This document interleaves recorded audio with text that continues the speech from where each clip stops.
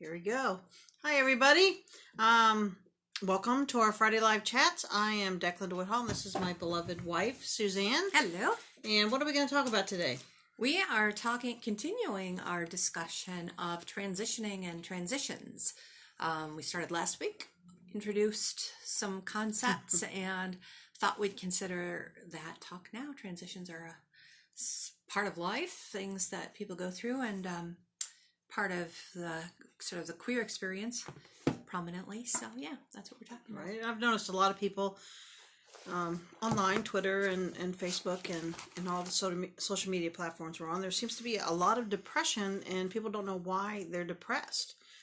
But there have been a lot of major transitions in our lives, and I think a lot of people don't realize that with every transition and change, there's a little bit of emotional and physical environmental stressor on you. Yeah. So that everything in life that we go from one thing to another is a transition.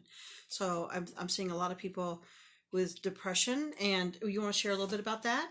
Yes. Well, I am not typically prone to depression. I've had some periods in time when I've been depressed, shortly after my former marriage exploded, and during the divorce proceedings, it was really the time that I remember it most distinctly. And during that marriage, during some stressful times. But it's not something that I've had to struggle with a lot, unlike a lot of you out there. I know it's a constant battle.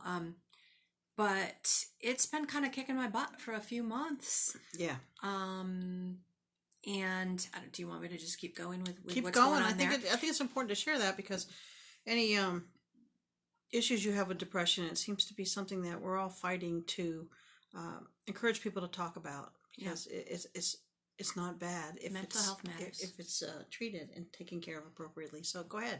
Yeah. So I was trying to figure out where it was coming from, and there's I think a lot of contributing causes. I've been trying to figure out things sort of professionally.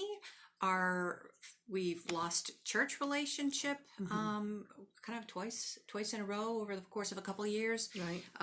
We lost a church a little more than a year ago, and then pandemic struck, and we had family health problems. And the political climate has been so difficult. And I think that and there's financial worries, just like for so many of us. And I think just the combination of all that. But what I think might have really kicked it off is this, the election, and a letdown reflex, knowing that the former person who had been creating so much anxiety was no longer going to be in play. I've noticed that when we go through stressful periods, sometimes good things, like someone visiting the house, if we have like a house guest for a little bit, or we go on a trip, and even if it's a positive one, when I get home, I often feel like just this, I'll feel exhausted for a while. And so I think that I've been experiencing, because of this transition, which a very positive transition, in our view, part of that I'm having this emotional reaction to that's kind of out of my control. It's very odd. And can we share what you did about it, so people Sure know that option and how it's working for you? Yeah, so we called the doctor, and they have Zoom appointments because we've been extreme isolating, and they put me on a SSRI, is that what they are? Serotonin reuptake inhibitor. And it has been helping. It's sort of been breaking it. So we strongly urge that if you're having, if it's, down days are one thing, but if you've got like a sustained period, then please seek help.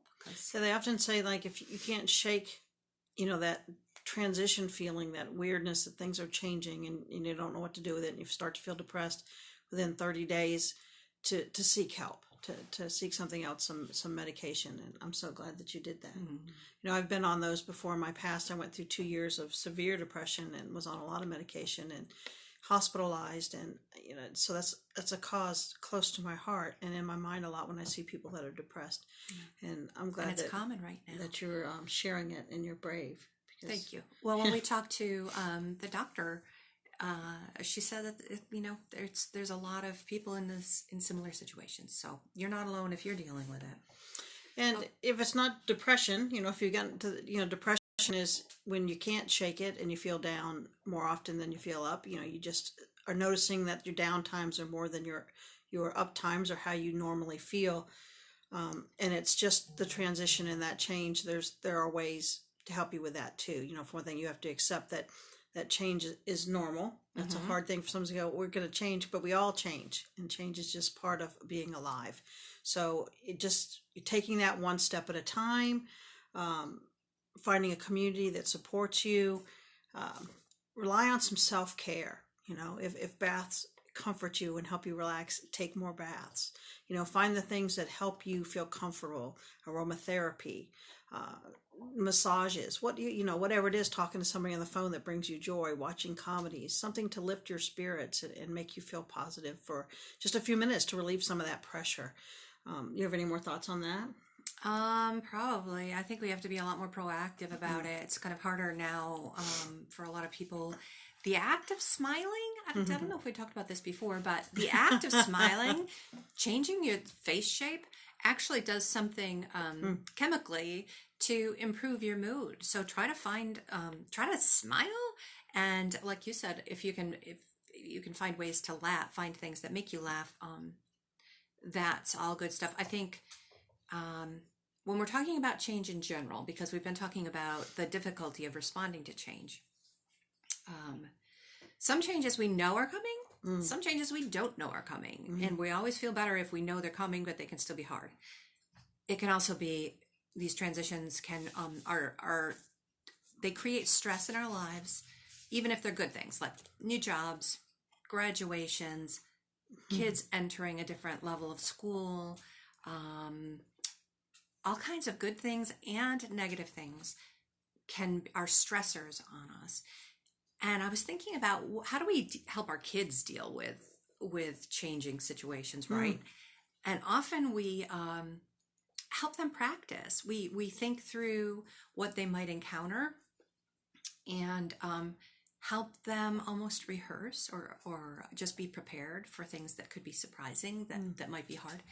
So if you know a change is coming, if you've got somebody in your life who you are walking with through their transition, then maybe sort of practicing some scenarios. That's a good idea. And like, you know, if you know that there might be some tough conversations, thinking through how to have tough conversations before you have them, thinking through how you're going to respond if someone is negative.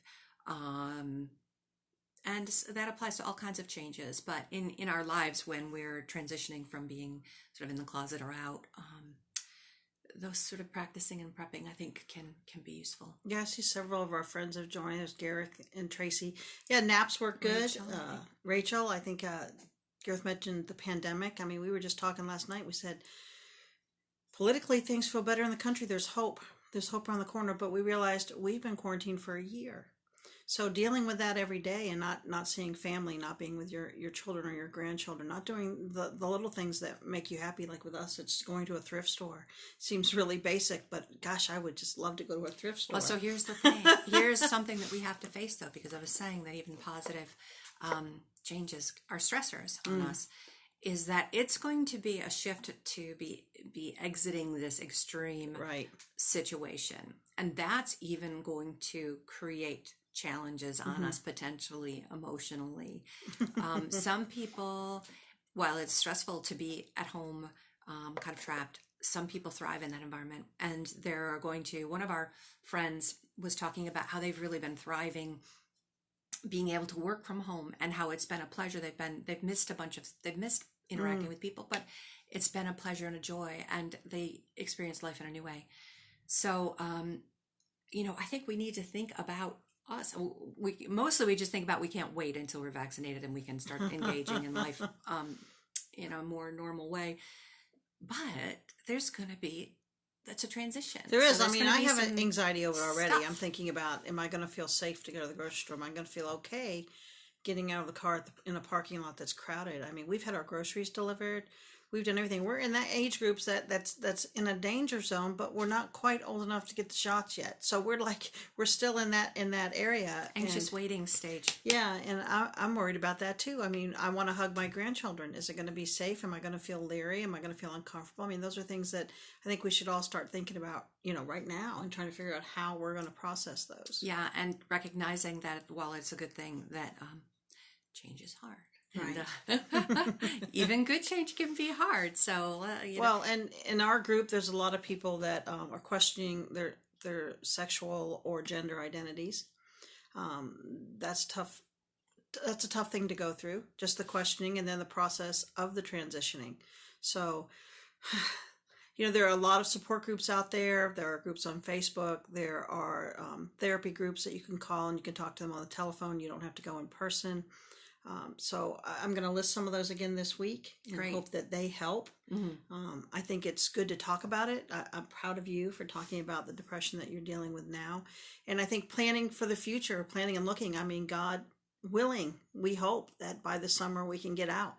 That's what we're hoping for, safely. So let's start preparing for that, and let's start realizing that we have a loss. We've had a loss for a year, and being able to accept that this has been a tough transition for everybody. And there may be a new normal. And maybe a new normal. Let's all start just trying to be used to change, accepting change, embracing change as much as we can. And I think we think of self-care a lot when it comes to almost emergency response, but I think we need to get more in the practice of just ongoing taking care of ourselves. Drink enough water, try to get exercise, watch what you eat, whether that means eating because you don't when you're stressed, or overeating as a coping mechanism. Try to get enough nutrients, take your vitamins, all those things. Overeating as a coping mechanism. Did you find the piece of pepperoni on the floor for me crutching my way to the kitchen last night for my anxiety-ridden enjoyment of a cold piece of pizza? Don't ask, don't tell. Well, we hope that you find joy this weekend. And one thing I want to remind you of before we leave is that the greatest commandments in the Bible are not two, they are three. Often people say that they are two, to love God and to love your neighbor, but it says as yourself. So you can't do any of those two things unless you love yourself. So we hope that you practice some self-love and some self-care. Yes, please do. You want to wrap us up? I think you just did. We look forward to talking to you again next week. You hang in there through all life's transitions, okay? Because the world needs you. Take care.